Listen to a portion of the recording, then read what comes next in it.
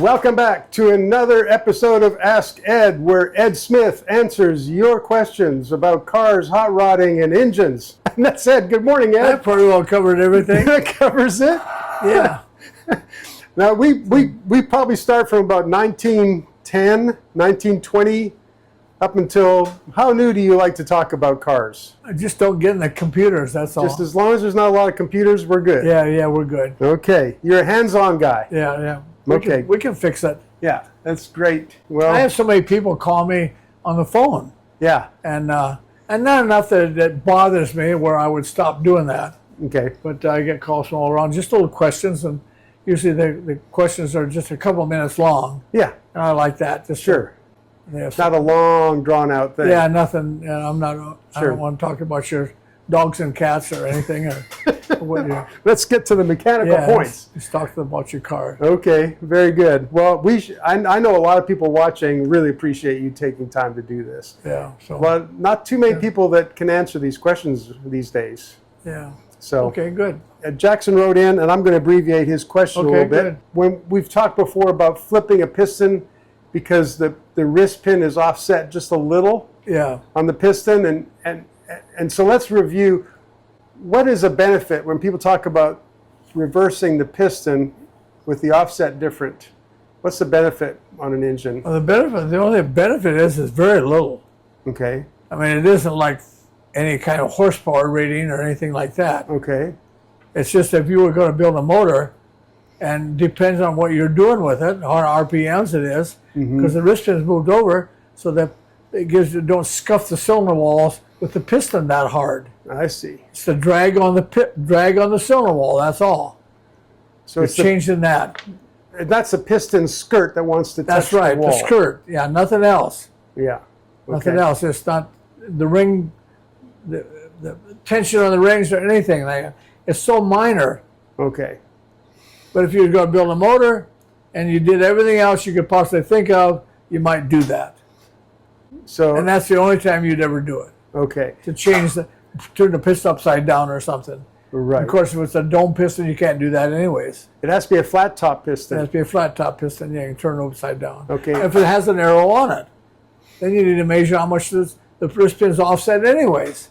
Okay. The early ones, some of the engines were offset quite a bit. I'm putting together a motor over here right now that has no offset at all. Okay. The pistons are blank. There's no arrow on them, or no forward or backward or anything. That's the 51 Pontiac? That's that Pontiac, yeah. Okay. So anyways, and we just talked about that 1950 Pontiac, 268 cubic inches. And I'm just kind of surprised this motor's got some really weird things to it. Even that 50 Pontiac straight 8. Yeah. Some of the things I really like about it, the connecting rod's hollow. Really? It takes oil pressure off the connecting rod up to the center of the rod and oils the wrist pin. No way. Yeah, it's a floating wrist pin. And a straight 8 Pontiac, Flathead. Why would they do that? And then the connecting rods, it's got notches on both sides of the rod to let the oil return from the connecting rod off the crankshaft. No kidding. And we've always ground notches in those, and I talk about sometimes we want the side clearance on a rod is instead of 5 or 6 thousandths, we'd like to have 30 thousandths so that rod, the oil leaves that connecting rod and falls the pan and cools off. Sure. Don't stay there and get hot in the connecting rod. Right. And this old Pontiac motor, straight 8, has got all those features. So somebody in Pontiac was doing a good job. Yeah. Interesting. So it's interesting. We'll get away from that Pontiac motor. Yeah, but still, that's half interesting. Put together, but yeah. Well, to the point of this, clearly, if you're building an engine for your own purposes, because wouldn't an engineer that designed it a certain way, there was a reason why they originally... That's right, they did that so it would be quiet. Oh, the piston quieter slap. motor. Yes, piston slap. Okay. It does have some skirt clearance. Yeah, piston slap, that took that slap away from it. I see. Yeah, so that's all. That's good. Yeah. All right, well, Jackson, I hope that covers it. To answer your question. Yeah. And it'd be one of my motors that if I'd spent a lot of time before I decided to do that.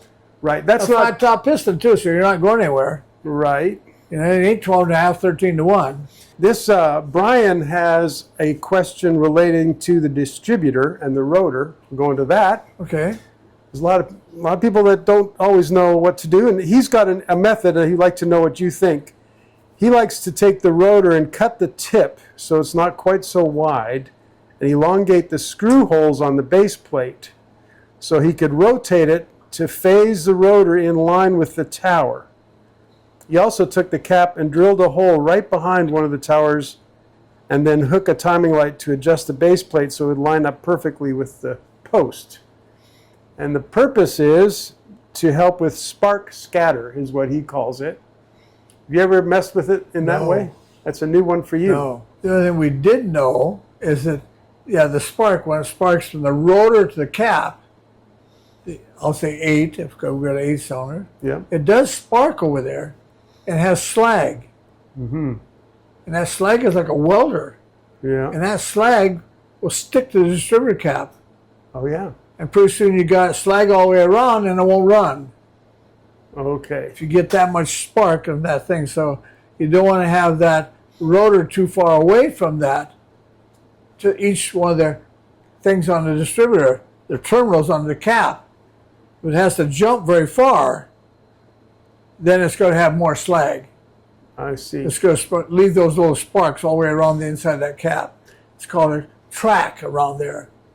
If you get track between the two of them, that's why Ford's the first one, I think, to put the big cap on.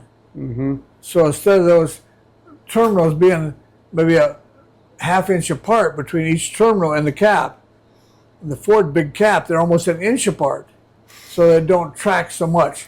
It keeps the spark more correct. But I always thought, drill a hole in the cap sometimes and ventilate it. Uh-huh.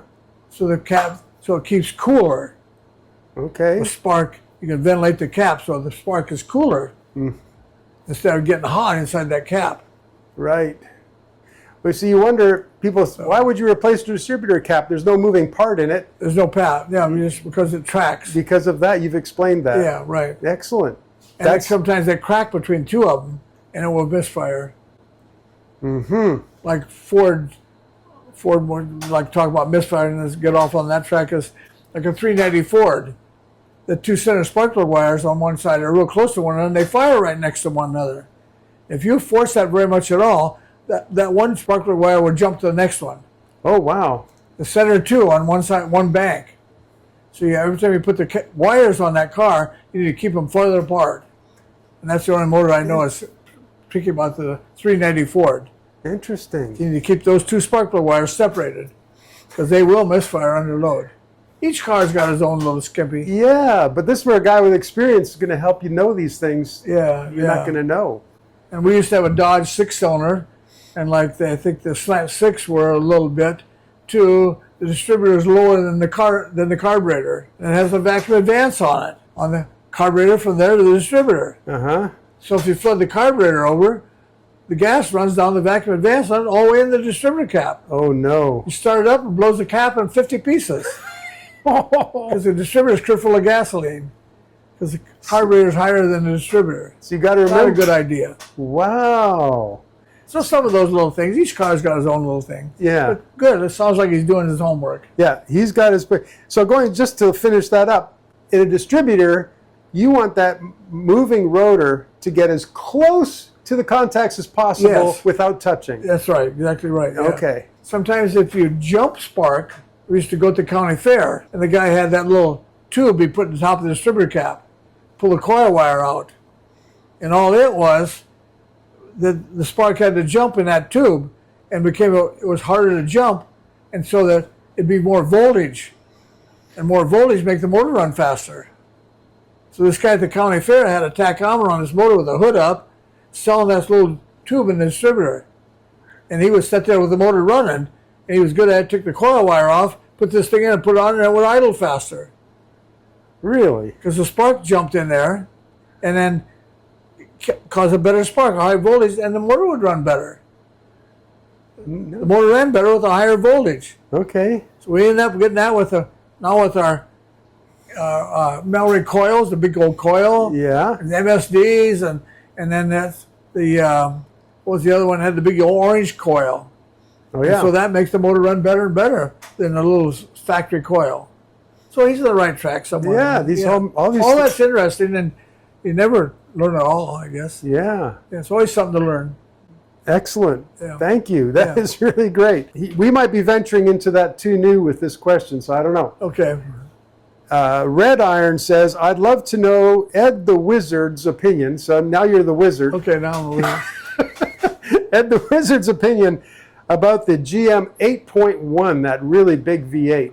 What is it, 495 cubic inches or something? Something like that, yeah. Do you have any thoughts about that engine? I have no idea. I have no experience whatsoever with that motor. Okay. It's a truck motor, I think, and Yeah. lots of torque and Yeah. something. It's not a race motor, I don't think so. Yeah, I haven't heard of it going in a car. Yeah. I'm sure someone's put them in a car somewhere. Yeah. But okay. Okay, Sherwin asks, he says, on smaller caps, going back to the smaller distributor cap, Okay. we used to drill a 3/16 hole between each contact on the cap, exactly in line with the rotor, and they would stop the cross-firing. See, that's what he did. He just eliminated the piece of material on the cap Yep. that would bridge across there from the slag. Yeah. Or anything. Slag wouldn't make a bridge because he took the bridge out. You know, I kind of like that. I almost wonder why they don't make them like that. I know, that's what I say. It'd probably get dirt in them. Yeah. But anyways, yeah, good idea. Okay. Yeah. Great. Sherwin, Good thank you. idea. That's great. I never seen anybody do that. I says, again, we've drilled holes in the distributor cap sometimes to get the moisture out. Yeah. That would be on a rainy season back east, and Yeah. even when the Slant Six Dodge, the distributor cap was run underneath the motor, and it got snow in there from the front wheel. Oh, yeah. Snow and ice, and so we had to take a plastic bag and put over the cap with the rubber bands to keep the snow and stuff off the cap on a Slant Six Dodge. Right. And then the mailman, we had to do that to his and some of the trucks. I think we did that to the veterinarian's truck, was a Slant Six. Uh-huh. And that was in 1960, 61. I Few can't years- remember that long ago. Pretty good. Pretty good, Ed. Thank you. Okay, next question. Or is it possible to put the heads on a small block Chevy? Can you put them on the wrong sides and make it run? They're both the same. They're identical. Yeah, one casting fits both sides. So it's not a question. No stuff. Yeah, no question. They're literally identical. They're same part number. So the answer is yes. Okay, Paul says, and I don't know, maybe you're going to know what he's talking about because there's not much context.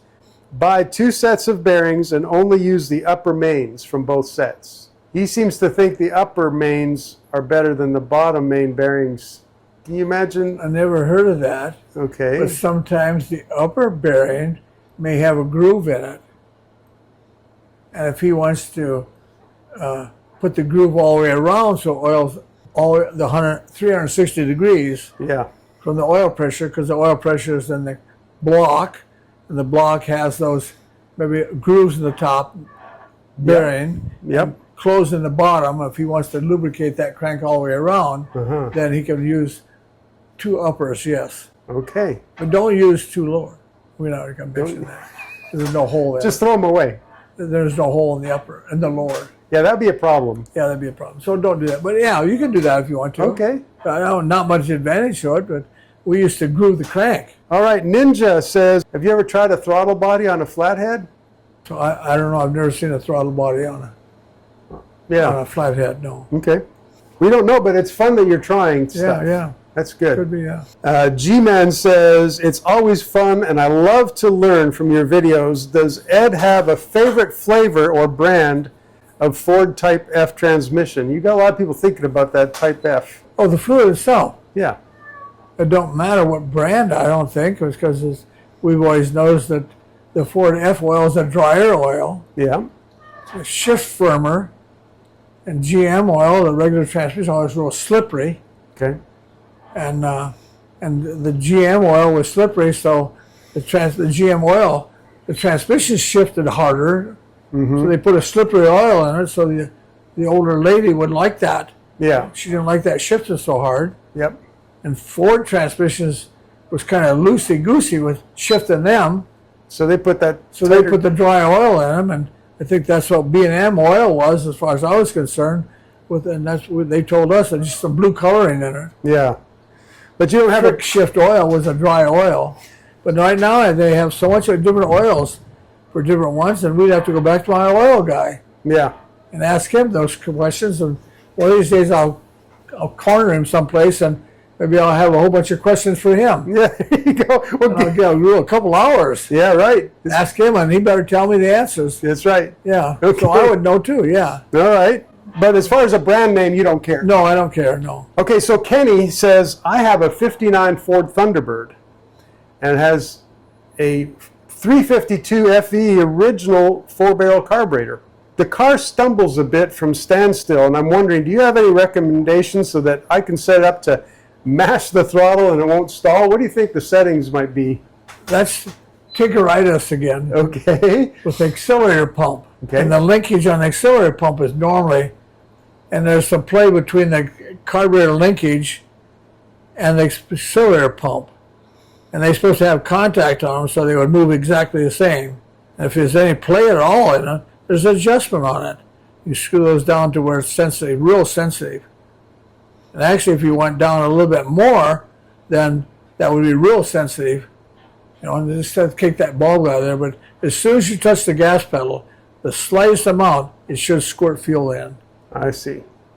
So it's probably an accelerator pump adjustment on the throttle linkage. You have to look at it carefully. It's on the outside of the carburetor, not the inside. Okay. There's a screw right there, and a spring. Usually it's a little spring about so long too. Okay. You got to take that play up between the lever and Okay. the thing, yeah. Unless there's something wore out or bent there. Okay. Some of that linkage gets bent sometimes and gets stuck. But just look at it carefully and All figure that right. out, yeah. Well, you know, Kenny, the great thing is he's not even asking me to take the carburetor apart. He just, No, I think it's on the outside. Yeah. Most of the time they are. yeah. Other than that, maybe there's something inside, if that's not it. Inside the carburetor would be a bad accelerator pump or one nozzle plugged. Okay. It's just two small nozzles, and I don't think I would change the size of the nozzle because they were made for that car, and it ran perfect sometime. Yeah. Right. So sometimes one of those nozzles are plugged up. You Okay. might have to take the carburetor apart to get that nozzle out, and it shows you everybody's got wire to clean that nozzle with. Okay. You just go to your wire brush Yeah. over your grinder. Yeah. Get a pair of pliers and break one of the wire brushes off. One of the wires off the wire brush. Sure. Take that wire and stick it in the carburetor. that in Yeah, there. you've got all kinds of tools. They got lots of wires around that wire brush. There you go. Lasts you a lifetime. You're still on your first brush, huh? All kinds of tools, yeah. I love it. Brian says he used to work at a cam grounding shop, and they parkerized the camshafts at a certain high temperature for a certain amount of time and let them cool. Exactly right. We talked about that before. Yes, you and have. oil. They dipped them in oil, maybe a whole crate. Yeah. A whole bunch of camshafts all in the crate, and they put them in there and left them overnight or something. Yeah. Turned Okay. black, yes, and they soaked that hot oil into the cam Uh-huh. like a sponge. Right. They call it Parkerized. Yes, okay, now. So then he says they polished the journals, and they would use electrical tape to tape up the parts that they didn't want to get parkerized. That's right. Yeah. Okay. And this is how we did it at Racer Brown. Okay. Okay, Racer Brown, good. There you go. Nice. Thank you, Brian. That's great. That affirms exactly what Ed said. Yeah, yeah. Perfect. Now, James writes in, those standoff vents, they were Offenhauser. They would stuff them with copper or stainless scouring pads. You know those one-piece vents that you had? Oh, vents. Vents, yeah. Valve cover and oil pan vents. Vents, yes. Yes, Sorry. absolutely. He's calling them standoff vents. They would stuff them with copper or stainless scouring pads. Yes, that'd be fine. Okay, and later on the two-piece, they were the Mickey Thompson with the fin valve covers. He said it seemed like Mr. Gasket made a set of those with a fiber insert kit. They did have something they give in a little thing, but we put all kinds of sponges or anything else in them Yeah, just to breathe and not let the oil drip off of them. right. That's all it was for, to get the oil to run back in the pan. And those breathers were made, the top come off of them. A couple of screws there, and you take the top off the breather. You could stuff it with whatever you wanted to. Okay. Even though it usually had baffles inside of it. It was supposed to do that, but we stuffed whatever in there to slow down breathing, yes, Yeah. absolutely, sure. Excellent. Jim says a chrome-plated bore lasts a long time.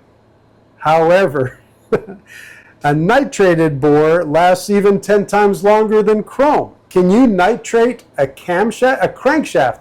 People, you talk about that chrome crankshaft, right? Yes, okay. So people are wondering, can you nitrate that?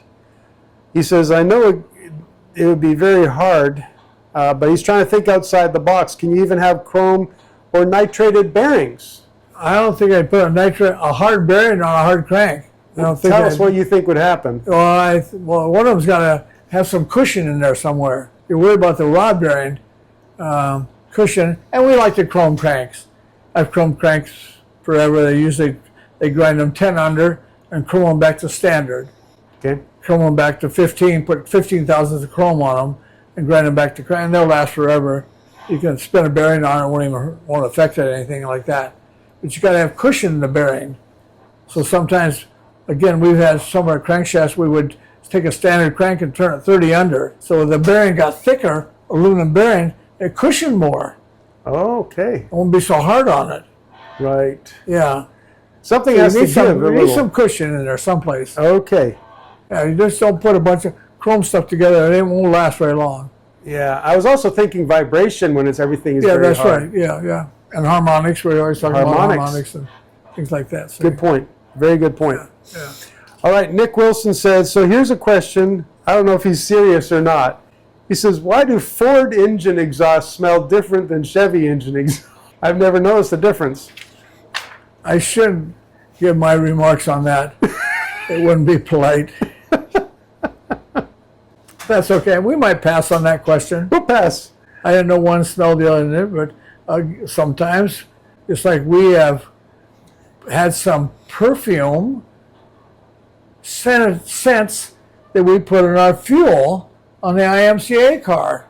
Okay. We did that. Did you Poured a little really? bit of scents in the fuel, and the exhaust smelled different. Now, was that for a prank or fun or a reason? Both. Okay. Yeah, both you couldn't smell, because you can smell any kind of additive you put in the fuel. Okay. You can smell it in the engine, and out the tailpipe, especially in a race car. Okay. You can smell what the guys. So we put some perfume in it, maybe some cherry, vanilla, or banana or something. And exhaust smelled like banana then. So You guys never ran out we of didn't ideas. quit. We didn't. There's no stopping. There's no end to what you can do and have fun and win. And win. And you're even having more fun if you're winning. I so hope then- somebody don't. They put me in a category that says that guy did everything. He knows if you put him on your race car team, he'll come up with something. Yeah, yeah. So I'm too old for that. So That's good. And these are fun things that we did over the years. And Dirk Diggler says, I had a machinist years ago, he would swear by knurling the valve guides. He said it helped with oiling, even with the fancy seals. absolutely, Yeah? yeah. I don't like just knurling the valve guys. Okay, I hated that okay. because you ran this sharp tool, which is a wheel or something, down a valve guide and you crushed it. Okay. All you do is took a valve guide and broke all those pieces, like running a tap through it. Okay. You tap something, and that whole thread thing is broken. Oh, right. It didn't cut it smooth. It's all broken. So now you got the whole guide broken inside. It will oil better because the oil goes down the grooves. Right. Yeah. So right now, today, we buy guides. We put guides in almost 100% of our heads. And Okay. again, somebody said it's the valve, bad gas, because the valve seats to wear out. Eat the seats up. No, it's the guides. The dry gasoline, because there's no graphite, oil graphite in the gasoline today. Okay. So we put guides in them, and then we put a guide special made that's got grooves in it. And the valve guide is made out of a much better material than the cast iron head. I see. So we're putting a nice metal sleeve in our cylinder heads and an old piece of junk cast iron head. Right. So right. now we have all new sleeves in there, and they're grooves in them in oil. Okay. If that answers this question. Yeah. I would never knurl a guide just to make it oil more, because now it's crushed, and you're not touching on 100% of your guide. If you crush it, you're probably still, your valves are on about 60% of the guide, Okay. surface-wise. So we now don't like that. Yeah. So now it's more It ain't chance. gonna last at all. Yeah. Gotcha. Yeah, it's not gonna last. Okay. Hope that answers questions. All right. Well, we have a friend named Morton, and he is writing from Denmark. Thank you. Okay, That's awesome. Denmark. He said he would love to hear anything you might know about tuning a Buick 401 Nailhead. Tuning one? Yeah. Be good to it. Be nice, huh? Especially in, where's he from? Denmark. Denmark. Yeah. And one of my nieces was in Denmark. She was in Finland for a while. And for a year, the last month she traveled all around there. And I think that was one of the countries she went to. Yeah. Yeah, that sounds right. Yeah, a young teenager. Uh-huh. So anyways, Nailhead, Buick, and Denmark. So, okay.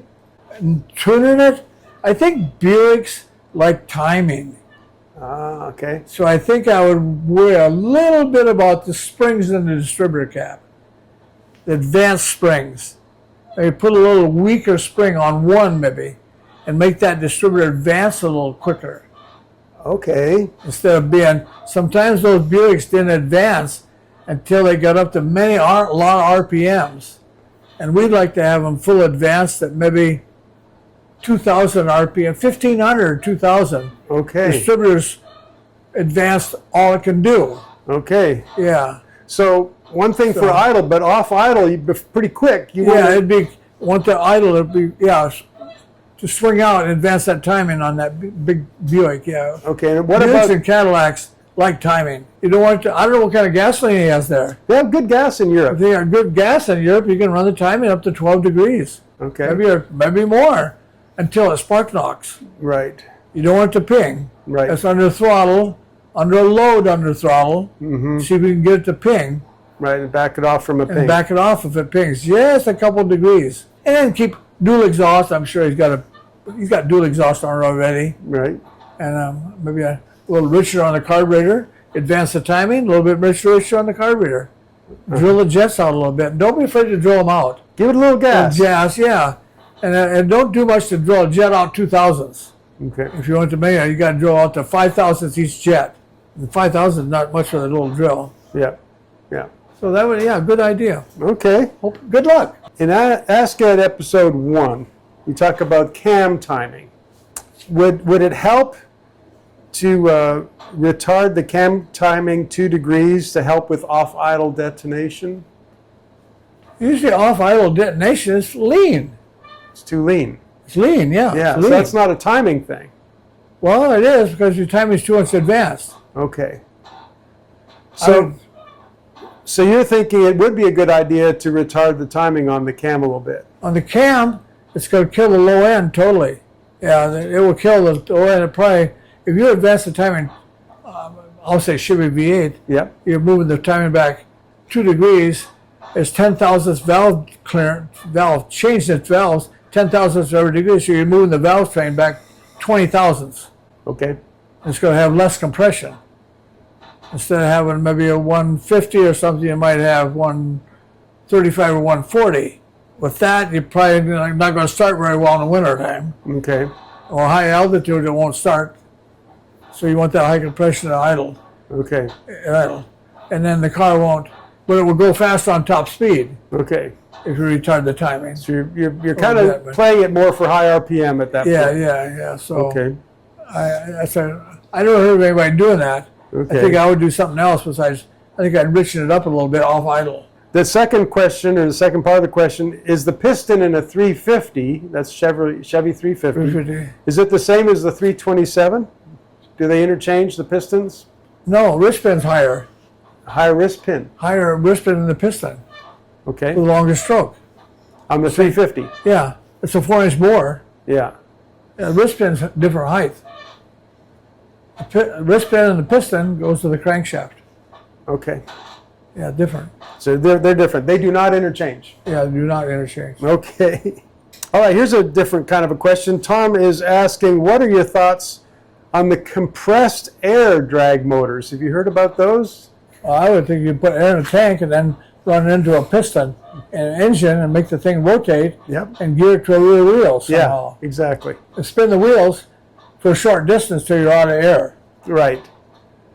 Yeah. Yeah. They must regulate it somehow. I'd have to look Somehow, into it. so maybe go a quarter mile, I don't know. So Tom Weldon, we do not know a lot about compressed air drag motors, so we'll have to look into that. Yeah, we don't know. I don't know. Okay, Watercop says, what about Carter AFB 4-barrel carburetors? What do you think about those? Well, good carburetors, they've been around forever. And that's wrong with them all. Yeah.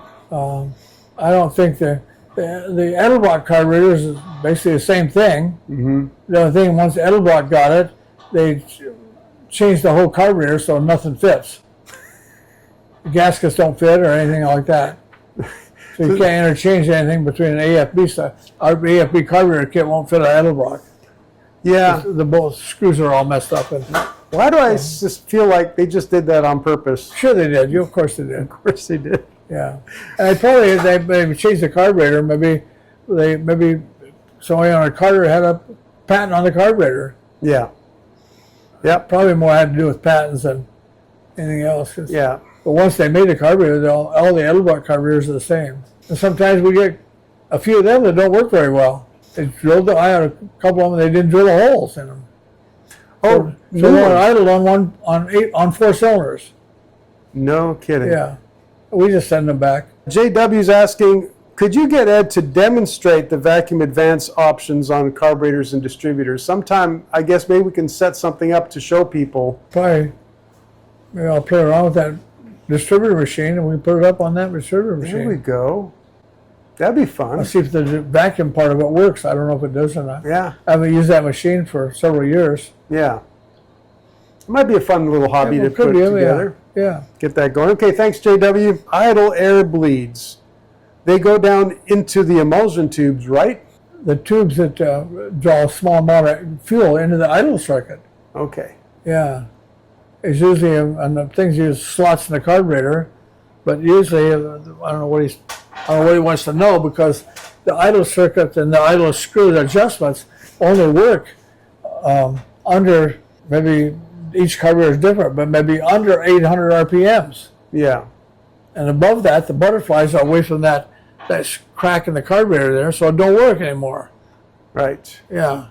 So if we throw under 800 RPMs, the carburetor is slow enough that actually, well, you can adjust those meter nods. Okay. Or adjust the idle circuits. Mm-hmm.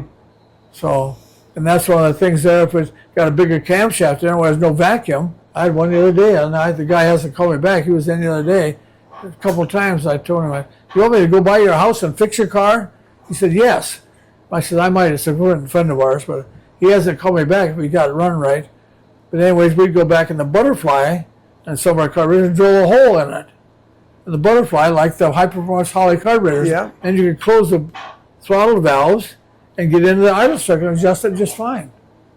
Oh, really? Some of those things you can do, yeah. Yeah. Interesting. Well, that's the same thing he's doing there. Okay. Okay, thank you. I didn't understand what the question was, but there you go. Yeah. Well, thank you, Ed. Okay, good. We're going to let you get on with your day. You've got a lot to do Got today. a few things to do today. Yeah. Well, thank you. And thank you guys for your questions. And we look forward to the next one of good. Ed the Wizard. Okay. Okay. Yeah. Take care. Bye-bye. Hey, thank you guys for supporting the channel. And I know you all love Ed Smith a lot. And he is a character and a great guy. So now we have some hats, shirts, jackets, hoodies available. EdSmithSpeed.shop.